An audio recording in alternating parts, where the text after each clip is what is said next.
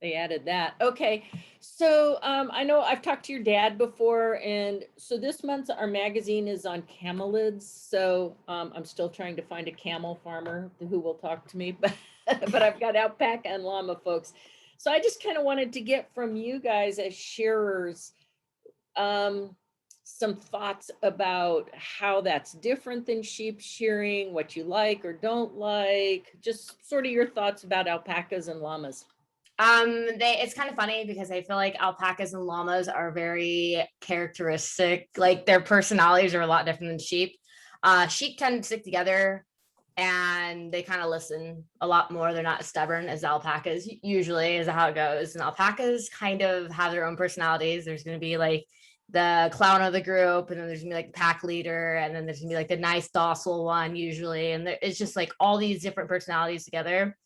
And it's kind of crazy because if you're having a bad day, they know that you're having a bad day and they will let you know, and drag your head through the dirt and be like, hey, no, you're having a bad day, but I'm just gonna make it worse because I can understand what you're feeling right now. Oh, that's weird. So it's like the alpacas are more tuned to your emotional state. Yeah, the llamas and alpacas, the camelids Yeah. specifically, are very emotional animals. Because sheep are pretty much not. They're pretty easygoing. They're like, whatever. Yeah. Huh. Okay. So they attune to you a little bit more, and they have their own personalities.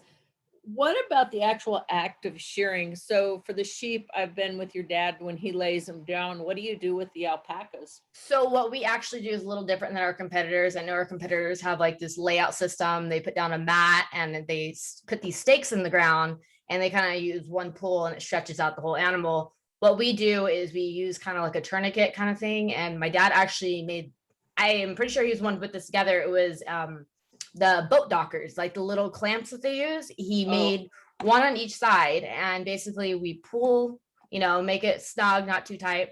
We put the animal in place, but before we start all that, basically we pick it up. I get the front, my dad gets the back, and we hug the animal, and then we lay him gently on the side, put the little straps over the it's like the wrist, it's like over the little ball of their arm, and then we stretch them out, and then we go for there. We strap it on their head and stuff and make sure they're on a padded cushion so it's completely safe and stuff like that.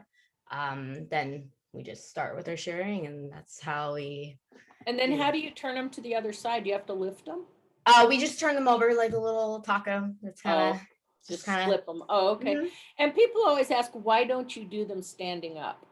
The reason why we try not to do the alpaca standing up is because they're a lot smaller and they're like little boxers when it comes to standing them up. And I know that some alpacas are a little bit more high strung than llamas. If llamas are a little too high strung for us to be doing them, and they're going to jump over the fence or show any signs of being just very agitated during the shearing, we will lay them down for their safety.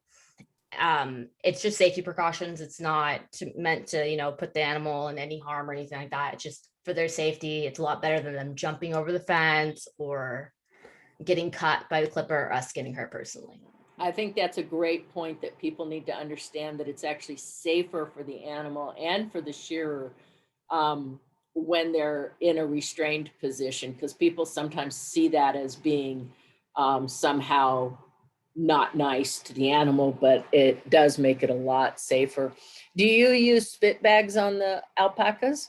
No, actually, I've been spit on pretty frequently. I'm spit on. There was one morning I remember I was helping my uncle. We were laying down this llama, and then me and my uncle were gonna go to. It was my dad and his helper. Then I went with my uncle that day to go help him, and I was helping them. I grabbed the llama's head. I laid her down while she decided to spit her breakfast at me. And before I was even on the clock at 7 a.m., bright in the morning, I just had a whole face covering of spit. And I was like, man, this sucks. And then my dad's like, wait, let me take a picture. And like, there's a picture of me just like all spit on green. Oh, yeah. I used to have llamas. I had some rescue llamas, so I know what that's like. Yeah. They would occasionally. Were they the type to kind of just walk up to you and they just kind of sniffed you and kind of did that weird kind of sniffing noise and they spit at you just to be jerks? No, actually, these were 6 rescue llamas from a very elderly farmer who had not touched or been near them in years. So Oh, so they're feral. oh, they were feral. Oh my gosh. And so I had them, they were elderly when I got them. And I had them actually for quite a few more years than I thought. But they finally got to the point where they would come up to be fed and watered. And we did get them sheared because they were just matted messes. But they just randomly spit. I could never tell, like, if it It's was like a feral something. cat. You don't know when it's going to happen, and they're just kind of Yeah, like they'd emotional be about it. walking over. I made, some of them had lost their teeth, they were sold, so I Yeah. made this special warm bran mash with applesauce and molasses and Aw. everything. And I'd bring it out to them, and they'd come walking over and look at it, and then lift their heads and spit at me. I'm like, and then eat. I'm like, oh, okay, thanks. Yeah, they're jerks sometimes. Yeah. So, what's the difference between shearing alpacas and llamas? Like, what's that shear experience like? Do you use different blades? Is it different texture? Depending on, my dad uses I have to get a double check on this, but I'm pretty sure he uses there's a 22 tooth comb and there's a 13 tooth comb. I have to double check on that. I will get that for you today. He uses the 13 tooth comb, I believe, and that's the same exact thing that he does for the sheep. They use a little bit smaller of a blade for the goats because they have like a more more wrinkly skin. And so it's less likely for you to nick them if you use the closer together blade. But I think they're easier to shear because I don't know, the alpacas are laid down and they're in their system, and the llamas, most of them are pretty easy to shear, except for, I always get stressed out with, not stressed out, but I always get I'm just like, oh, great, llamas, because there's been instances where I've been hurt by a llama. I'm like, these guys don't care about me. I'm 5 feet tall. They're going to jump. It's kind of crazy because they know who's the weakest out of the group. So I'm trying to get them and halter them up.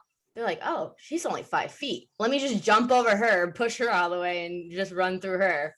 So they know that I'm the weakest link. Do you find that if you get the herd leader, that the others will follow, or absolutely? I always tell my dad, I said, hey, let's start with the most irritated, like just the meanest one, the grouch, the one that's like spit, bites, everything. Just get him out of the way, and then everybody else will be calm. Because if you don't, it's kind of like a whirlpool, and they kind of upset the group, and they go running around, and everybody's like, what's going on, and starts running around with them. So it's just a big mess if you don't get the big guy out. So, and you lay the llamas down too. So only if they have to be. We try not to because they're bigger. Because they are bigger, and we don't want to put it's like, an elderly llama that's bigger, you don't want to be laying them down. We try to do those ones standing up. Or so do you put them in a squeeze pen, or how do you do them?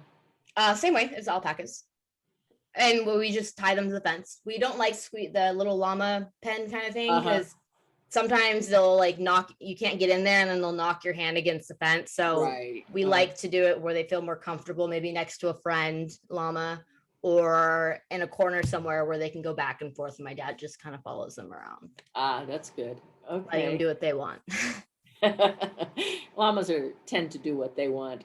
Yeah, and if you try to tell them what they're going to do, they're going to make your life, hectic. So. And how often do you shear alpacas and llamas? Are they once a year? Once a year. Once a year. Okay. And I know this, but a lot of people ask, what's the benefit of shearing them?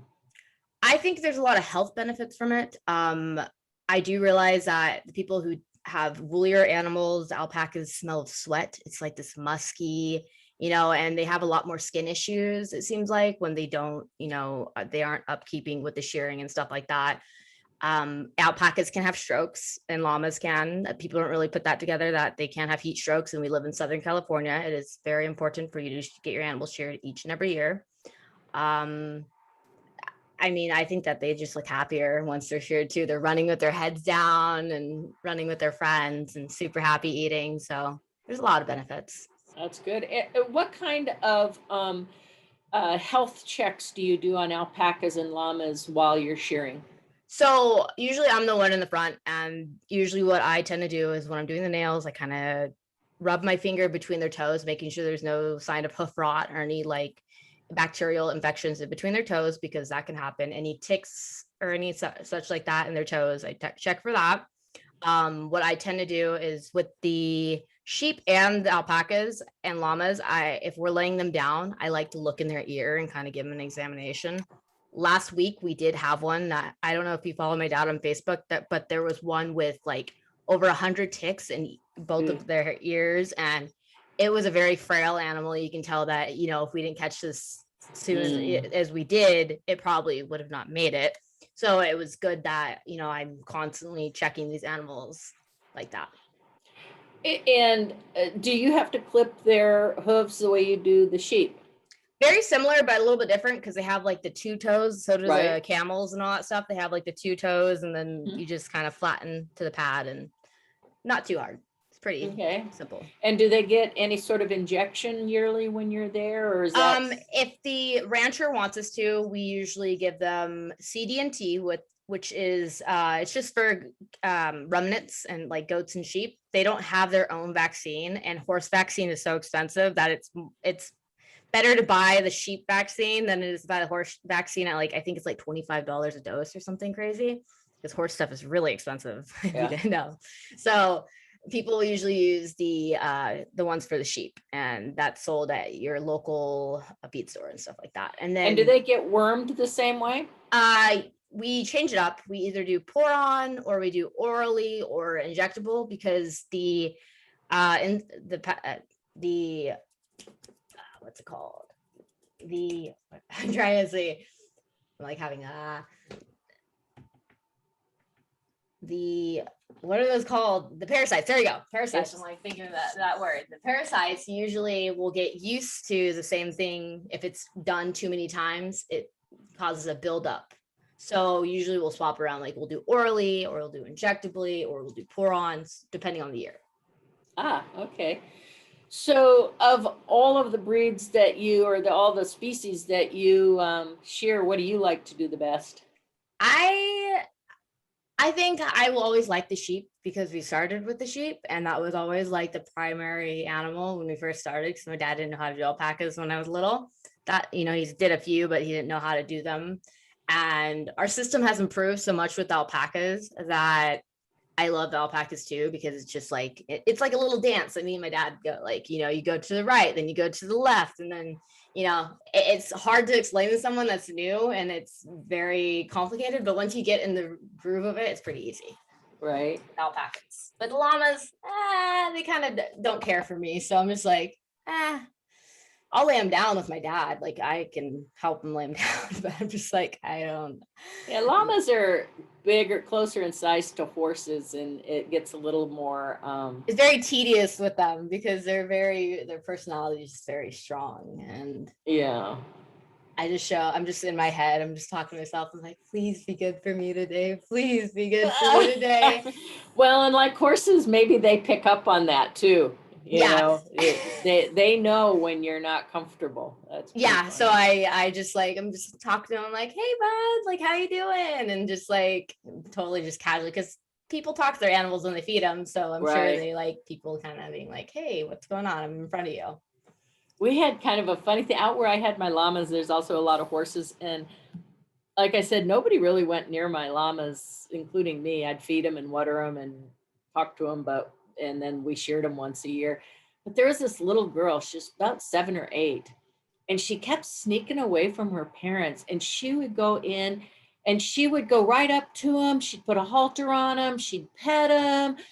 We'd find her sitting there talking into their ears, and they'd be nuzzling her. And we were all like, oh my gosh, she's a llama whisperer. I don't know what it is. That's hilarious that you say that, because sometimes the llamas are like that with me, where we do this animal berserk llama syndrome, and his name's Lucci, and he is the biggest, like, just ornery llama. It has like a 10-foot fence, and he will puff up and try to like get at my dad. But the moment that I come around, he's just giving me kisses. He's letting me give him carrots. He's letting me put on his halter, not walking away. He doesn't touch me, but the moment that my dad's there, he just wants to fight with them and be like, get away from me. Like, why are you here? That's funny. Yeah, this little girl was so good with the llamas, and her mom would keep, don't sneak away from me. I don't know That's where a you really are. special talent. Like people Oh, don't I realize know. like being able to walk up to an animal and just halter them and have them trust you like that. Oh yeah. She was very much an animal person. We had a lot of wild burros out there too, and um the BLM had them for sale, and she'd go in and we'd freak out because the burros can be really mean. They can be Yeah. very aggressive. She had no fear of them. She'd just walk up to them, touch them, talk to them, and they'd just be like, "Hi." Yeah. Yeah, pretty funny. So, what about you personally? Now, your dad's told me about you. You're how old? I'm 22. Everyone thinks I'm 14. I'm not 14. I am 22 years old. Okay, so you're Um, 22, yes. and I understand you're wanting to kind of do this for a living. Yeah. Is this your career? I'm going to school right now. I took 2 years off because of COVID. Didn't like online classes, not my thing. So I want to actually be veterinarian for camel lids and ruminants. That was like Oh, my neat. primary thing. And so I want to eventually do that later in life. And right now I'm just using this as kind of a branch off because in vet school, they don't really show you, certain things that I learn on the field. So it's kind of cool that I'm able to bring it all together, and then I'll be shearing full time while being able to do veterinarian things. Oh, that's That's my nice. end goal. Yeah, one of my FFA students, Will, is one of my big shepherds, he and his family, and he's off at Davis. He's pre-vetted. I think he's just about third year now, and he'll be doing ovine veterinary medicine here in That's Southern awesome. California. Yeah, he's a great shepherd. He's a fabulous breeder. Just really you guys shear for him. Yeah, you guys know Will. So that was where we did the live shearing. So yeah. Oh, did you record my dad doing that? Yeah, yeah. Okay. Your dad and I guess your uncle maybe. Anyway, they came Uncle up. John and my dad, or Mauricio, one of those two. Yeah, so we live streamed it from the barn. It's the first year we've ever sold online, like as they were shearing. We Aw. like paraded the sheep through, and then we live streamed them shearing it, and people Mhm. were like, "I'll buy that one. I'll buy that one." That's Because awesome. yeah, we have a lot of Cotswolds and Corriedales at that Those are farm. beautiful sheep. I love Oh the yeah. Cotswolds. But we usually have such a hard time selling them. Mhm. So, especially the Corriedales go better, but the Cotswold is kind of a specialty fiber. Yeah. So, yeah, no, we had a I've great seen sale. those, like, actually this lady had some cots and showed me like all of her colorful fleece, and like it was so beautiful, and like the way that she like weaved it together, and it was just crazy how cool it looked. It's Oh yeah, I'm sitting here with my feet on one of our, I made this out of our Cotswolds. Um, that is so cool. Yeah, just to show the different colors. But Yeah.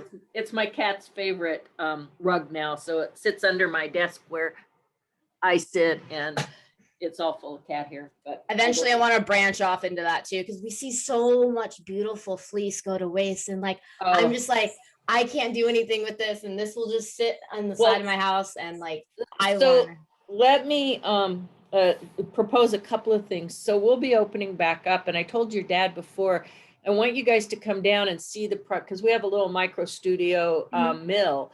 So come down and see how we process from where you shear to a finished product. I do a lot of dye classes and weaving and spinning and stuff like that. So you can at least see what the process is and see if you like doing that stuff. Mhm.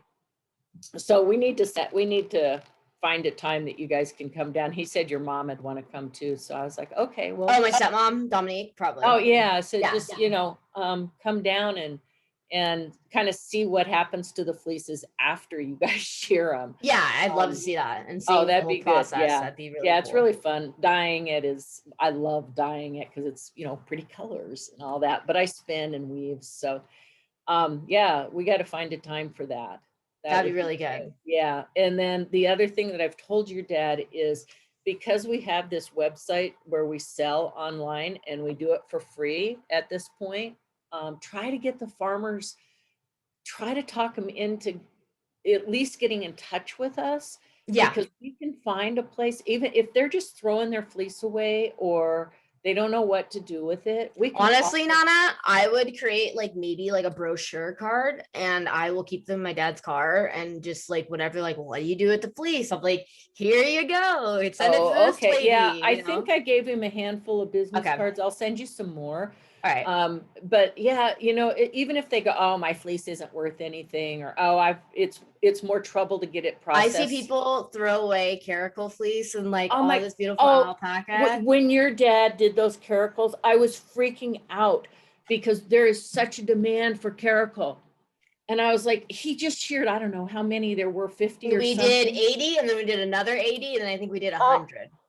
And they all went in the trash. It wasn't. no. See, It those was, we have to get those. and they were babies. Some of them were like 20 to 50 of them were at least little youngins that Oh my had God. really And those pretty fleece. farmers, I mean, they could make something out, even if it's just To making cover their back shearing at least. just the cost of the shearing. Absolutely. So yes, I will send you more cards. If you'll text me and send me an address to send them to, let's make sure that I can give you my number right now if you'd like. Oh, okay. And then yeah, for sure. And then the last thing I'll tell you that we're kind of excited about, so we're a whole group of people that have been together for a long time. One of the women who actually I know through the horses in the wild burros, she and her husband just bought, I think, 80 acres here in Redlands, and they're doing a whole bunch of development stuff with it. But one of the things they want to do is they want to put up a fiber studio and have teachers there, which is great. And then I proposed to her That's close to something. my house. That would be amazing. Well, I think we may be able to put up a fiber mill. Okay. So like I don't know what the funding's going to be. She's going after some big grants to build this other part of the thing that she wants to do as a nonprofit. So I'll keep you guys informed, because if we could get a fiber mill going down here, then all that fiber that's going to waste, we can turn it into something sellable. Yeah. Right now, the biggest problem is there isn't a good place anywhere reasonable to send it, and it's and when they do, it's kind of half work. It's not, you know, it's either not good quality or it's really not a good time. There's a very long process for waiting, or right. Yeah, it's just expensive. So I send wool up. I will do up to 1,000 pounds at a time up to Zeilingers, and they do a beautiful job and that, but it's a lot of shipping. It's a long way away up in Michigan. So yeah, we're really kind of hoping we can make this happen in the next year or so. So something to keep in mind, but I'll send you some more cards to hand out.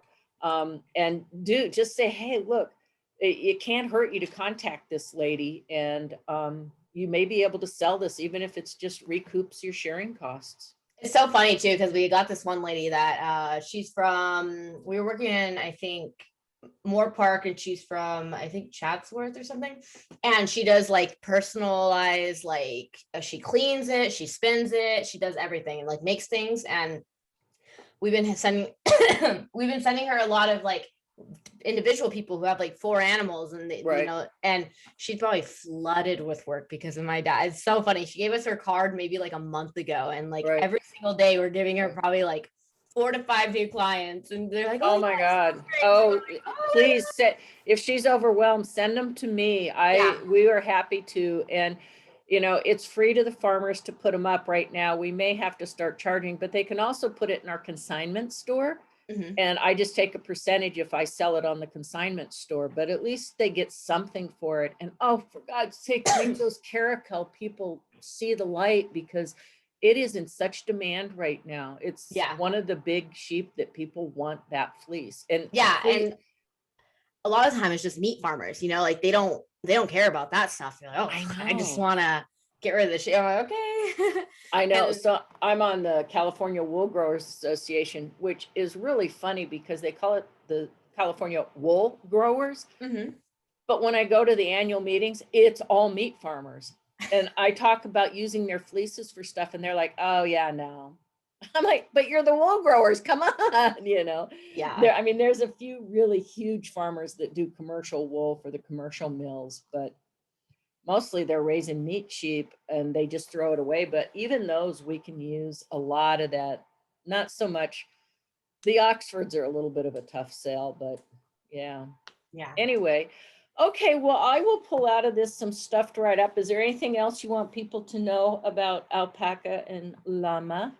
I don't know. I just that they're very characteristical animals and that they're very emotional. And when you're approaching a llama, don't use your hands when approaching because they get freaked out because they're like, what is grabbing me? Just go like this, put your arms down and kind of lean forward and they'll give you a little smooch on the face and kind of sniff you. So That's nice. Now, the other thing is I always link the article to people's website, but I don't even know if you guys have a website. We do. Will you give me that, text me that along with your address so I can send you some more cards? Okay, I'll send you our Instagram and number. I need to give you my number. That's what I'll give you. 714. Hang on just a second. Let me get you up here. I have you in my contacts somewhere. I'm trying to transition my dad into like 21st century type of thing. I'm like, Dad, Yeah, Facebook he's not is going. good. No, he's not going to go for it. I'm like, I've already tried. I'm like, I have an Instagram for him. I have a website for him. I have all sorts of things. I run. You're going to have to run them all. I run them all, and it seems like it's working. So yeah, exactly. Okay, your phone number is 714-699-0564, and it's me, Sammie. Right, 0564. Okay, and the let's see. Oh, website is legacyshearing.com. I believe. EGACY shearing SHEAR. Just a second. LEGACY. Oh, legacy shearing. Okay. Shearing. Oops. Legacy. I have a question for you. Maybe you know more. Why do people spell shearing with 2 E's? Is it 2 E's? EA. Okay, because I was like, I think we're correct, but like a lot of people go EE, and I'm like, oh, okay, maybe it's different. It's not, and it's not. They can't even say it's European because it's not. Yeah. Okay, legacyshearing.com. Yes. Okay, cool. I've been wondering about that. Okay, and where can I mail you some cards? It will be, I will text that to you. If you text me right now, I will text you everything you need. And if you have any questions or anything I need to fill in for blanks, just let me know. All right. And then, just tell people, Caracal. Keep the caracal in mind. Well, not just caracals though, but let me know. I mean, I will talk to them about anything they have and I'll try to find a home for it.